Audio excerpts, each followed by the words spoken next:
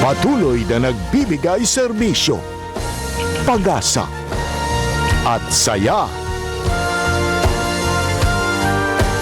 GMA Regional TV, kapuso ng bawat Pilipino.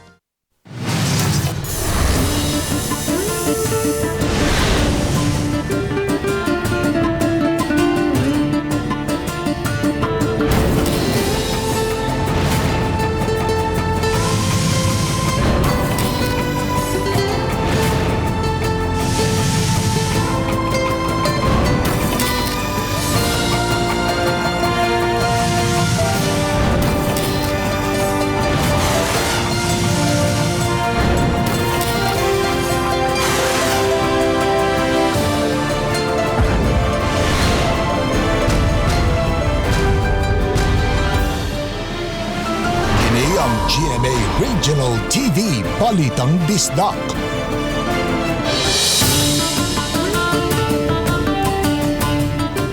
Mayong hapon, kini ang inyong GMA Regional TV, Balitang Bisdak. Ang bugtong kasaligan, kasandigan o kanangpan sa mga Bisaya. Ako si Bobby Nalsar. Nga maghatod sa labing dako ug mga nagunang balita nga manungdanon sa Central ug Eastern Visayas. Ako si Alan Domingo. Ako si Cecil Kibod Castro, live sa GMA Complex sa Dakbayan sa Sugbo.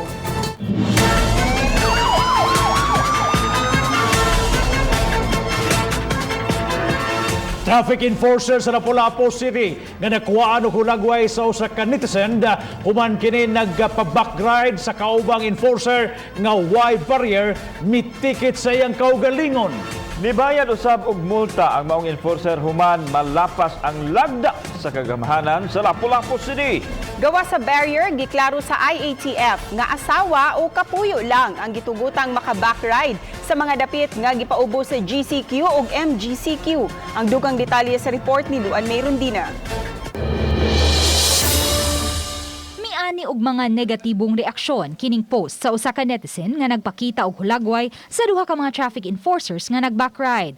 Gawas nga wala sila'y dalang barrier, bugtong asawa o baka live-in partner lang ang gitugutan sa Interagency Task Force for Emerging Infectious Disease kun IATF nga maka-backride alang sa mga dapit nga gipaubos sa General Community Quarantine ug Modified General Community Quarantine. Matod sa pangu sa City Traffic Operations Management System sa Lapu-Lapu City, Mario Napoli, nasubay nila ang post base sa plate number sa motorsiklo. Kita na ko sa Facebook, kay ugma dayon gi-check na mo kinsa ni nga motor. Kay traffic enforcer man gyud. So yaha gini motor. At least ni ang konsya nga isip pa sa ilo nga di na saan di na mo sab. Iyang kaubuton nga siya yung misis yung maglingon. At wala ni bayad nga alay. Giangko ni Joshua Necesario, gikan silang nagpatuman og one-time big-time operation batok sa mga quarantine violators uban ang kapulisan apan siya mismo milapas sa lagda. Consider ko sa akong head na si Mario Napoli mga dako kay kong sayop ma'am. Ug sa atong pinalanggang mayor ahong chan numpa akong nga din na mausab akong gibuhat. Gipasabot sa pangu sa CTMS nga usa ka semana unta nga pagkasuspenso ang sagad nilang ipatuman alang sa mga traffic enforcers nga makahimo og kalapasan. Pakiluoy sila nga dili lang suspenso sir kay na may mga anak niya. Kay bawo nagkasa atong trabaho to work no pay man so masuspenso na mga 1 week or 2 weeks ba dako na kay na nga labit na karon nga kinahanglan sa mig tao. Although ni accept man gid siya sayop gyud. Aron pagmatuod nga iya gayong giisyuhan og tiket ang iyang kaugalingon ug mibayad siya sa multa nga 500 pesos alang sa kalapasan sa social distancing, gipakita ni Joshua ang iyang resibo. Gatunga sila sa bayad sa iyang backride nga si Rolando Inot, kinsa usa-usab ka traffic enforcer. Isip mga tigpatuman sa balaod, ang ayan lang unta nga sila ang numero 1 musubay sa lagda ug dili na kinahanglanon pa nga may mga yanong tao nga makakita ug mukuha og hulagway aron mopahigmata kanila sa sayop nilang nabuhat. Uban ni Godfrey Rillian, Luan Marondina, Balitang Bisdak. Padayong gitrabaho karon ang Cebu North Bus Terminal nga himuong quarantine facility sa Dakbayan sa Mandawi. Magamit kini sa gayong biyaan na sa syudad ang City Central School nga gigamit karon alang sa mga nagpositibo sa COVID-19. Ang report ni Nico Serino. Bisan holiday, padayon ang trabaho sa Cebu North Bus Terminal. Gipaspasan kini sa contractor nga gihire sa DPWH. Muduha ka semana na sila nga nagtrabaho sa dapit aron mahimong bag-o nga quarantine facility sa Dakbayan na enclose ug nabutangan na og bungbong ang tibuok building. Naporma na sab ang mga comfort room sa magsigkakilid sa building. Gibuwag ang shower room sa toilet ug mga lababo. Sa tumoy nga bahin sa building, nahimutang ang opisina ug magsilbi nga quarters alang sa mag-duty nga mga medical personnel. Dunay parte ni ini nga may second floor nga mamahimong viewing deck alang sa minimal contact sa pasyente. Kini atong gibarugan second floor magsilbi nga viewing area sab alang sa mga medical workers nga nag-atiman sa mga pasyente. Gikaning maong lugar malantaw na ang tanan nga mga pasyente nga nahimutang sa ubos nga bahin. Sa plano sa city government, sa higayon nga buhian na nila ang City Central School isip Central Quarantine Facility, gamiton ang North Bus Terminal Facility, ingon man usa ka pribado nga park alang sa mga pasyente. Ang North Bus nga isolation facility will be for the mild and asymptomatic, mild to moderate. Ang kaning sa North Case mo ni silang mga asymptomatic atong walay mga simptomas. Bana-bana sa contractor sa proyekto, mga 60% na sila nga natapos sa trabaho. Kung mahawa na ang sulod ug mademolish na ang karaan nga mga stalls sa terminal, ipamutang na ang kama alang sa mga pasyente. Uba ni June Solon, Nico Sereno, Balitang Bisdak.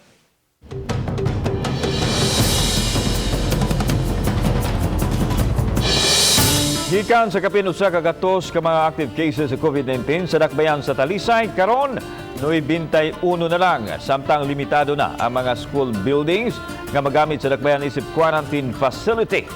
Si Chelo Valiana sa report. Kung sa miaging adlaw, 145 ang COVID active cases. Apan alas 5 kagahapon sa hapon, mius-us kini ngadto na lang sa 91.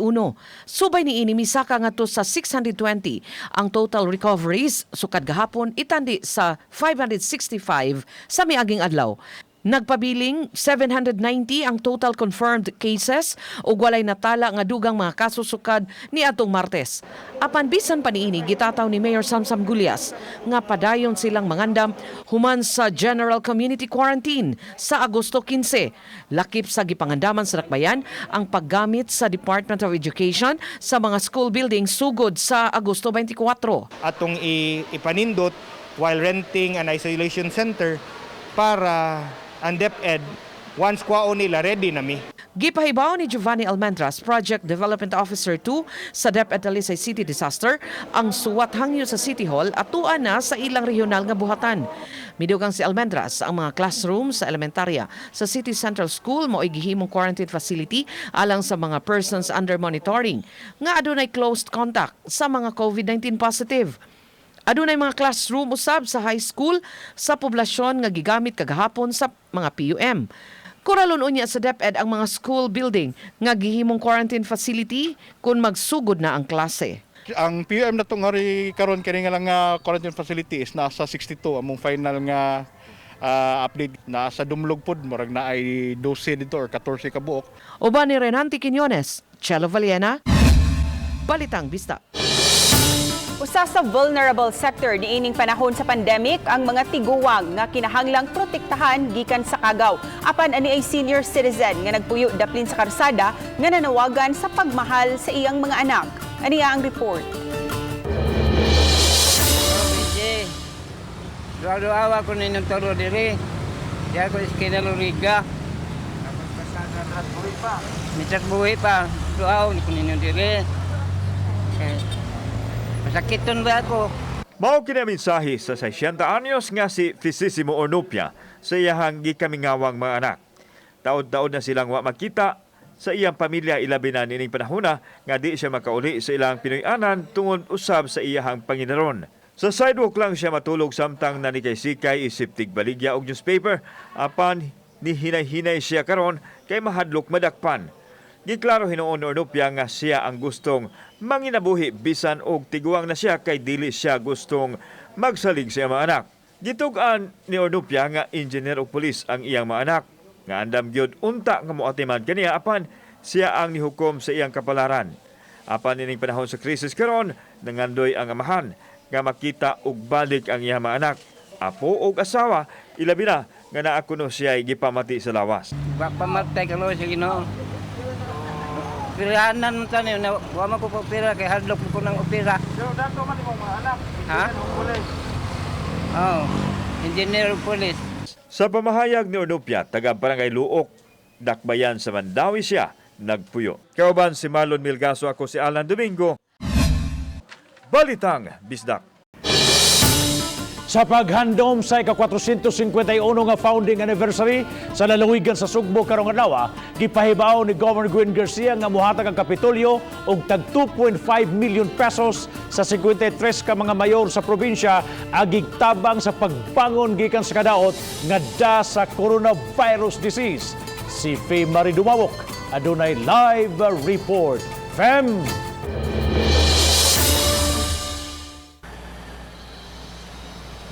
Bob, sukuhay sa mga niaging tuig nga grandiosong gisaulog ang mga founding anniversary sa probinsya sa Sugbo. Ning tuiga gihimo kini ang paghandom nga yano apan makahuluganon. May I tell you all, Cebuanos, the state of the province is strong still. Kini ang may sugod nga gipahibaw ni Gobernador Gwen Garcia. Ang mubo nga programa gisugdan sa flag raising ceremony at tubangan sa Kapitolyo nga gitambungan sa Vice Gobernador, provincial board members, LMP president, pipila sa mga kongresista sa probinsya o mga department heads sa Kapitolyo. Gisunod dayon ang Santos nga misa ug gitapos sa makaluganon nga message of hope sa gobernador. Iyang gipahibalo nga sa mga nagian sa probinsya sud sa 451 ka tuig, ilabi na ning problema sa COVID-19, pabiling ligo ng Sugbo. Ug gikan sa 34.5 billion pesos nga asset sa lalawigan nitong 2018, nisa ka kini ngadto sa 202.9 billion pesos sa 2019. Nga bisan pa man taliwala ning atong kalisod. Tungod kay dinhi sa probinsya sa Sugbo, adunay kahiusahan sa matag kasing-kasing sa matag Sugboanon, mapukaw ang paglaom. Sa padayong pagbangon sa Sugbo, muapod-apod ang Kapitolyo og 15 milyones pesos alang sa buhatan ni Vice Gobernador Junjun Davide og tag 5 milyones pesos sa 18 ka mga board members. Kinialang na sa pagtabang sa micro and small enterprises. Tag 2.5 milyones pesos usabang alang sa mga mayor sa ilang mga resiliency program bato COVID. Kaya ang kinabuhi nagkinahanglan og panginabuhi. Planuhon once na unsay mahimo nato for katugigs patong sa plano niya nga tabangan ng mga small and medium scale businesses. The approach is holistic, comprehensive, and focused on ensuring the health and safety of our respective constituencies. In behalf of the 44 mayors of the League of Municipalities of the Philippines, magpasalamat migdako kang Governor Gwen Garcia sa iyang paggahin.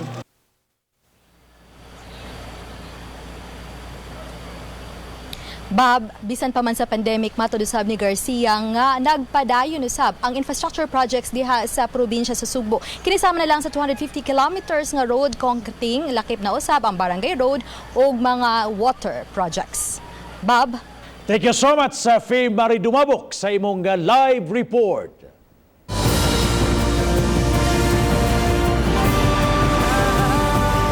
Kini ang GMA Regional TV Balitang Bisdak.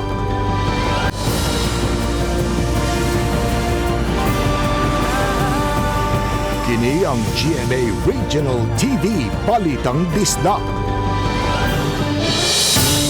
Pagbabarog sa medical facility sa Dakban sa Lapu-Lapu, nalangan tungod kay wa pa moabot ang mga materialis gikan sa kauluhan.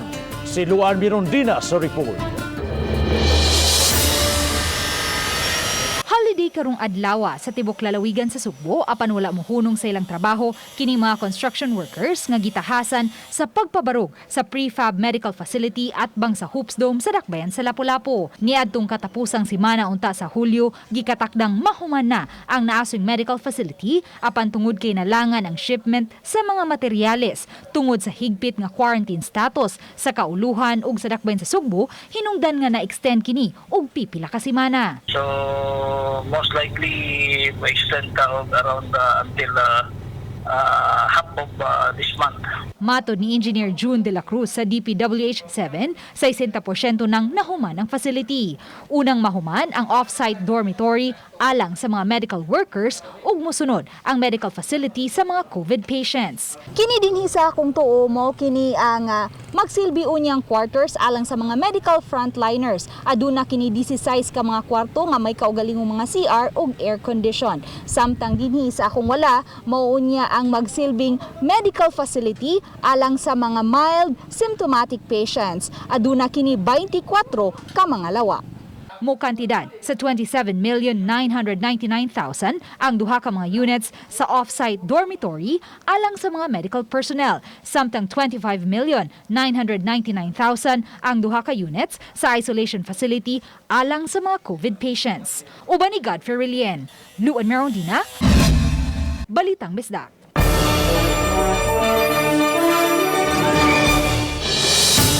Tungod sa higpit nga health protocol sa Dakbayan Sugbo, padayon gihapon ang pagpanakop sa mga taong wa tuguting mugawas sa ilahang balay. Apan, dunay mga tao nga walay balay nga nagpabilin gihapon sa Dublin sa kadalanan sa syudad.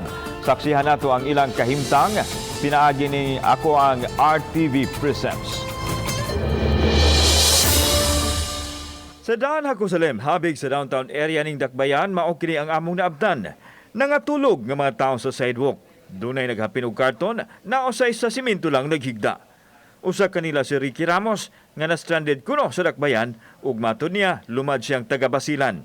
Gusto niyang muuli pero wa man siya kwarta magamit sa iyang biyahe. Naa siya tinigom nga mga karton nga iyang ipatimbang pero wa pa kunoy mupalit nga junk shop. Nay manghatag bugas mao ingon mo. Dawat na lang mi dawat. Kaon, pagkaon. Pero sa iyo, di may mga kakaon.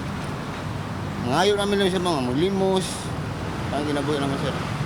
Kaya, hindi kayong tanam mo diri, marking. Say, di makaparking, wis kanan, matog. Wala magsulog mast si Ricky kay walay ikapalit. Gani sa pagkaon, mag-agad lang kuno sila sa panghatag sa mga tao nga mohatag usab, usahay ug kwarta. Pero nakagwang ko, dihang gibutyag nga mahimo sa diay silang makainom og bino. Isip lingaw-lingaw panahon sa kagabhion. Makatigom namin sa gatos, mag-isa mo rin sir. Ingon na ang sitwasyon sa sidewalk diri sa Dakbayan sa Sugbo. Pipila lang ni sa mga area nga dunay mga sama kanila nga nagapundo sa samang dapit. Kung doon na sila kapilian nga nugod kuno nga mapundo sila ingon ini, gusto nila nga makabalik unta sila sa ilahang mga probinsya. Samtang sarap din sa karsada sa Barangay Lurigan na igianak ko si Jerry Boy Pagaran ug ang iya makauban. Dili kuno matawag nga silingan kay wa man sila'y mga balay. Ang karsada na ang ilahang dangpanan ilabi na nga gibaligya kuno sa iyang asawa ang ilang balay nga wa siya masayon. Nahitabo kini panahon sa pandemic samtang namaligya siya og tubig. Ang akong amahan nga insulte akong amahan. Boy, gibaligya na imong balay. Ngano man pa. Kay kono, wa ko nagpayo. Basta papuyo na ko nga, timi kasud. Dahil lugara. Kay lockdown man. Ang panagway nining mga tao nga akong nahimamat ang laing dagway sa COVID nga padayong mihamok nato karong panahona. Kauban si Marlon Milgaso, ako si Alan Domingo. Kini ang akong short docu. Nahurot-hurot na ang pondo sa kagamhanan sa Dakbayan sa Talisay sa nagpadayong pakigbatok sa City Hall batok sa pagkatap sa COVID-19. Gipahibaw ni Edgar Mabunay, City Budget Officer, nga 50% na sa Quick Response Fund ang nagamit. Nagamit na usab ang savings sa Dakbayan gikan sa mga posisyon nga nagahinan na apan hangtod karon pabiling bakante. Midugang si Mabunay, gikuha niya ang binuwan nga suhulan sa mga kawani sa City Hall sa 58 million pesos nga bahin sa Dakbayan gikan sa Internal Revenue Allotment kun IRA karong tuiga. 150 million pesos ang gigahin sa suhulan sa mga kawani sa City Hall, lakip na niini ang ubang mga benepisyo. Moabot sa 700 million pesos ang bahin sa dakbayan gikan sa IRA karong tuiga. Samtang gipahibaw usab ni Talisay City Mayor Samsam Gulyas, mipahibaw nga kansilado ang mga infrastructure projects sa City Hall o gigamit ang gahin niini alang sa pagtubag sa panginahanglan sa COVID-19. We are working on a basis that we are IRA dependent. So as far as IRA is concerned, now we will receive from August to December, we have planned what we are going to do.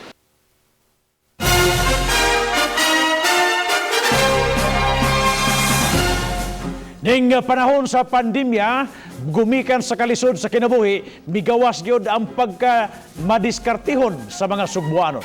Sama nining magtiayon nga taga Mandawi City nga miswitch silang pagpamaligya og essential nga magikinahanglan sa tanan karon. Ato silang ilayahon pinagi sa report ni Nico Serino. Sa subang dako Mandawi, naabtan namo ang magtiayong Rodolfo ug Angelica. Busy sila sa ilang tinda nga isdang mamsa ug pasayan.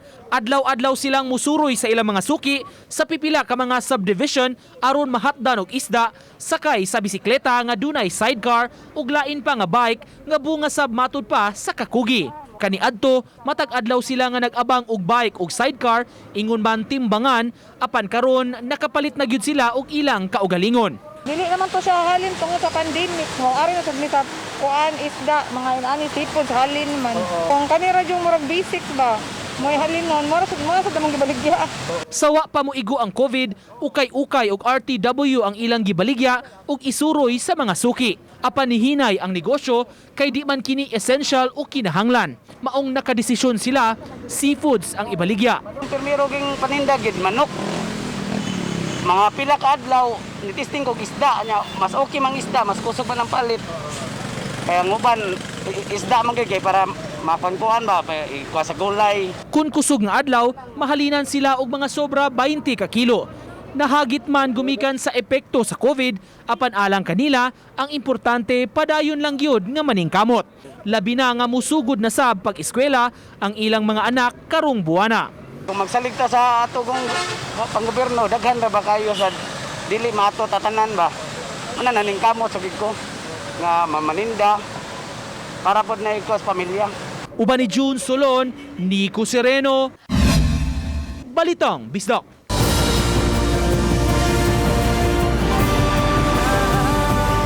Kini ang GMA Regional TV Balitang Bisdak.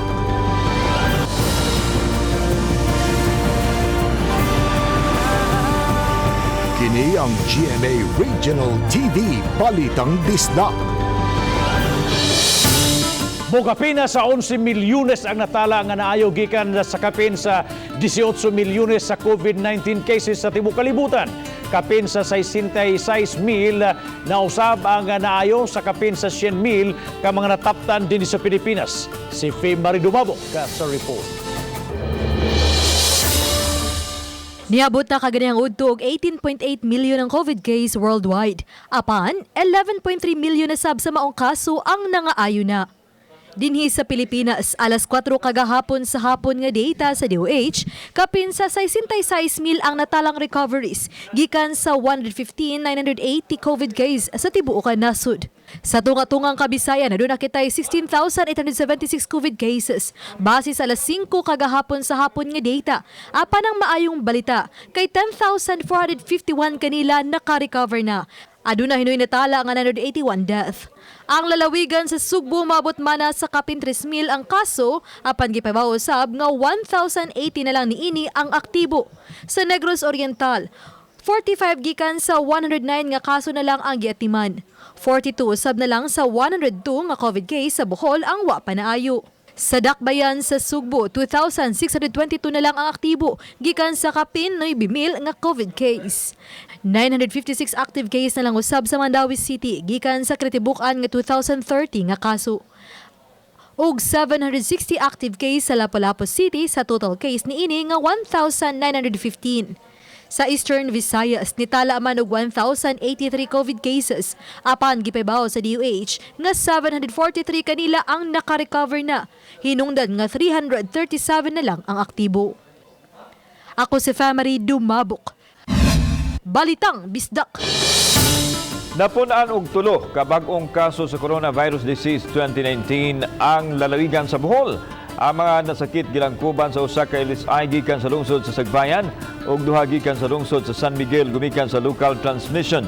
Ang duhang nagpositibo sa San Miguel natakdan sa pasyenteng namatay gumikan sa COVID-19. Yai-sulit na sila karon o gipahiga na sab ang contact tracing. Sa pagkakaroon ng Bohol, aduna na 102 nga confirmed COVID-19 cases, din 29 ang aktibo.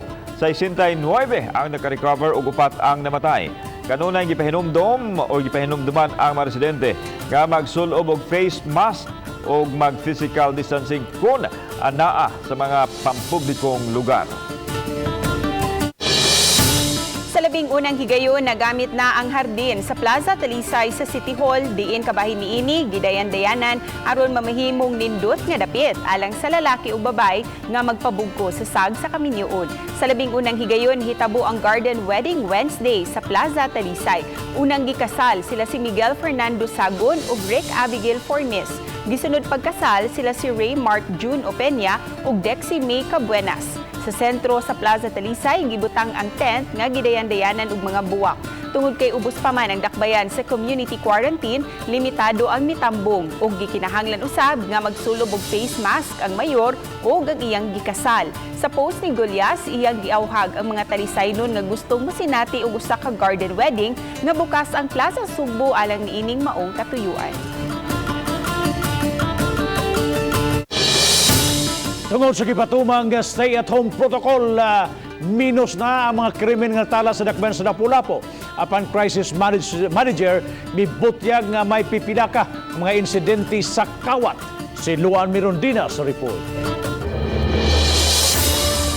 Sukad gipatuman ang stay-at-home protocol niadtong Marso 16, mitala og 17 ka mga insidente sa pagpangawat ang dakbayan sa Lapu-Lapu. Ubos ra kaayo kini, itandi sa 79 ka mga insidente sa pagpangawat, mga kapin sa 4 ka buwan sa wala pa gipatuman ang stay-at-home protocol o niadtong Nobyembre 2019 hangtod sa Marso 15, 2020. Susamang pagkunhod usab ang nabantayan sa mga insidente sa pagpanulis. Sa wala pa ipatuman ang stay-at-home protocol, may natalang 43 ka mga insidente sa pagpanulis ug nahimong siyam na lang ka insidente sa susamang period dihang mandatory na ang stay-at-home protocol. Medyo nakakuan kay well, very strict man sa kuan. Kung wala kay quarantine pass, di makapwede basta-basta magawas. Apan nabalaka ang crisis manager nga posibleng mosaka ang krimen kung padayong mahikawan ang katawhan sa ilang panginabuhian. Gikonpermar ni Najel Banasya nga inanay ng giluag-luagan sa dakbayan sa Lapu-Lapu ang mga quarantine protocols aron mahatagan og kahigayunan ang katawhan nga makapanginabuhi. We got some unconfirmed reports nga sugod na taon ang kawat. No? This is the other side of the coin. And we anticipated this one from the start of this pandemic. Ang policy sa Lapu-Lapu City Government, per instruction ni Mayor Ahong Chan, walay dakop sa tanan mga vendors. We will give everybody the opportunity nga mabuhi. Uban ni Godfrey Rilien, Luan Mirondina, Balitang Bisdak.